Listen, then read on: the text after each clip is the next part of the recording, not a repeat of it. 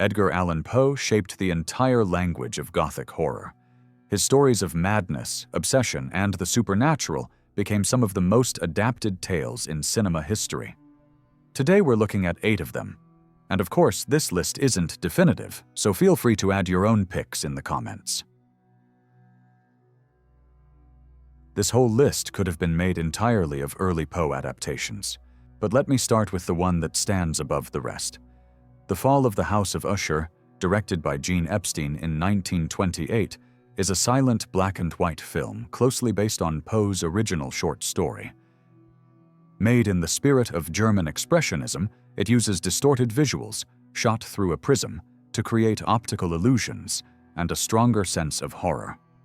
It's a haunting film about death and resurrection, shaped by the visual style of its cinematographer, and instead of limiting the movie, the lack of sound only intensifies the uncanny atmosphere. It was also a technical achievement, using slow motion, superimposition, and striking geometric staging. Very few films like this are made today, where even a simple gust of wind brushing a curtain can be felt by the viewer. Now, let's move to 1968 and one of the most unusual Poe adaptations, Spirits of the Dead, an anthology film directed by Roger Vadim, Louis Malle, and Federico Fellini. Each short adapts a different story by Poe, and each filmmaker approaches the material in their own way. The first segment, directed by Roger Vadim, is based on Metzengerstein, Poe's earliest published story. Jane Fonda plays Frederique, a noblewoman who inherits the Metzengerstein estate and lives a life of excess. After a tragic encounter with her neighbor, played by Peter Fonda, a mysterious black horse enters her life, and the film shifts into increasingly ominous territory. The second short, directed by Louis Malle, adapts William Wilson. Alain Delon plays a man haunted by a doppelganger who shares his name. The film keeps Poe's theme of a divided self, even as it changes many of the events, and includes an appearance by Brigitte Bardot as the woman caught between them. The final entry is Toby Dammit, directed by Federico Fellini and loosely inspired by Never Bet the Devil Your Head. Terence Stamp stars as a troubled actor who becomes haunted by visions of a little girl after helping her recover a ball. It's the most stylistically daring piece of the anthology, surreal, chaotic, and unmistakably Fellini. As a whole, Spirits of the Dead offers 3 very different interpretations of Poe, each one filtered through the style of a major European filmmaker. It stands apart from most adaptations by approaching Poe's Gothic world from completely fresh angles. Next is Your Vice is a Locked Room and Only I Have the Key, directed by Sergio Martino in 1972. This Italian giallo is loosely based on Poe's The Black Cat, but adds the explicit sex and violence typical of the genre. The film follows Oliviero, an abusive, alcoholic writer living in a crumbling mansion with his wife Irina and their black cat Satan. Their already miserable life is disrupted when Oliviero's mistress is murdered, and soon after his niece Floriana arrives. Irina and Floriana join forces, hoping to end Irina's suffering and take Oliviero's money by plotting his death. The original story also includes an alcoholic man and a black cat, but beyond that, the 2 versions part ways. Martino's film doesn't build suspense the way Poe's story does, but it more than makes up for it with its wild energy and a surprisingly neat payoff to all its twists. And really, who expected a Poe adaptation to squeeze in a lesbian subplot and a dirt bike race? Another anthology, this time from 2 major horror directors, George A. Romero and Dario Argento. Two Evil Eyes takes Poe's stories and updates them into modern tales about men trying to get away with murder. Romero adapts the facts in the case of M. Valdemar, moving the story far from Poe's gloomy chambers into full daylight. Shot almost like a soap opera, it follows a woman, played by Adrienne Barbeau, who plans to steal her dying husband's fortune with the help of her former boyfriend. The ending is grisly in a very Poe-like way, and the final image, the eye of providence on a US dollar bill, reinforces the idea that someone is always watching, and no crime goes unpunished. Argento's segment adapts The Black Cat, filled with inventive visual touches, including scenes shown from a cat's point of view. Harvey Keitel plays a crime scene photographer who grows jealous of his girlfriend's affection for her cat. His resentment turns into cruelty toward the animal, and then toward her.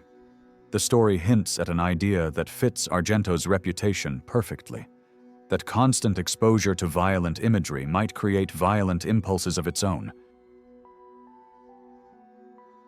If you've been wondering when the Roger Corman adaptations would appear, between 1960 and 1964, he made 8 of them. This is where that part of the list begins. And the first one to revisit is The Pit and the Pendulum.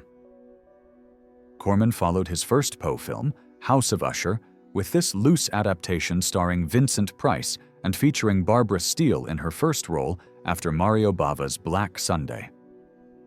The film's main plot isn't taken from a single Poe story, but it uses familiar elements: a gloomy castle, fears of premature burial, and the threat of torture. John Kerr plays Francis Barnard, who arrives to investigate the mysterious death of his sister, played by Barbara Steele. He travels to the castle of her husband, Nicholas Medina, played by Vincent Price, and quickly senses that something is very wrong. Medina is devastated by his wife's death and haunted by a childhood trauma in which he saw his mother walled up by his father. As the mystery unfolds, Medina's mind unravels and he becomes increasingly violent. The Pit and the Pendulum is probably the most famous of all Corman's Poe films, and the most entertaining. The plot moves quickly, the colors are vivid, and Corman experiments with techniques like long tracking shots and tinted flashbacks.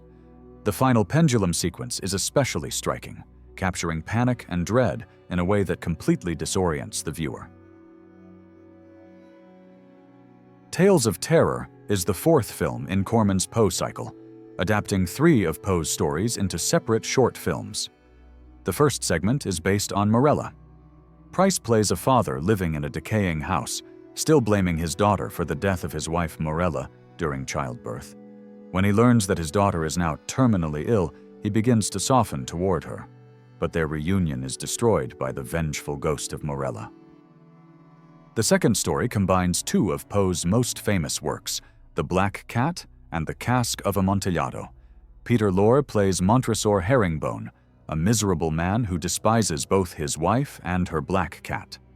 After getting drunk at a wine tasting, he is brought home by Lucrece, played by Price, who then begins an affair with Herringbone's wife. Enraged, Herringbone walls them both inside his cellar and is only caught when the trapped cat cries out from behind the bricks.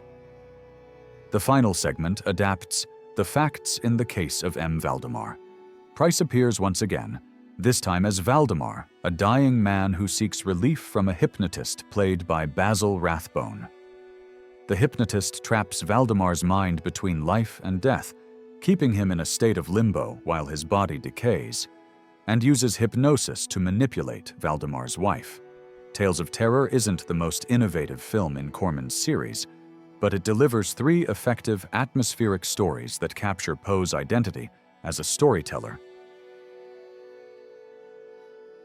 Before we wrap up, I should say that all of Corman's Poe adaptations are worth exploring, but the last one I want to highlight here is The Masque of the Red Death, Roger Corman's 1964 version of one of Poe's most haunting stories.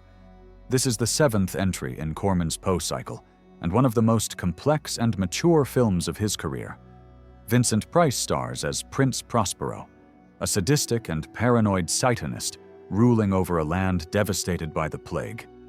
He burns nearby villages in a desperate attempt to keep the sickness away and believes his devotion to the devil will save him. To distract his elite friends from the spreading disease, Prospero hosts an extravagant masquerade ball. But the night unravels when a mysterious figure in a red cloak appears, and guests begin to die. The central idea of a decadent ball visited by the embodiment of the plague follows Poe's original story closely. Though it lacks the traditional horror of some of his other tales, It's a striking commentary on the inevitability of death and the futility of trying to escape it.